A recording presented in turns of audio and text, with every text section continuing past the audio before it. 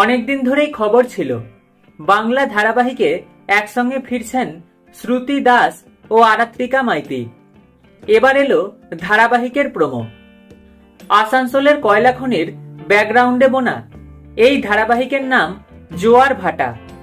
দুই বোনের গল্পে ফের দেখা যাবে আরাত্রিকাকে, তবে এবার সে বয়সে ছোট, অর্থাৎ ছোট বোন। নাম উজি। ভালো চাকরি করে বাবা দিদিকে ভালো রাখার স্বপ্ন তার দু চোখে। এদিকে ছোট্ট বোনের থেকে সম্পূর্ণ বিপরীত বড় বোন নিশা, যে চরিত্রে অভিনয় করছেন শ্রুতি দাস। তার স্বপ্ন বড়লোক হওয়ার। এখন দেখার এই সম্পূর্ণ বিপরীতধর্মী দুই বোনের জীবন কোথায় গিয়ে দাঁড়ায়। নায়কের সঙ্গে ভালোবাসাই বা হয় কোন বোনের। এখনো জি বাংলা এই জোয়ার ভাটার স্লট ঘোষণা করেনি।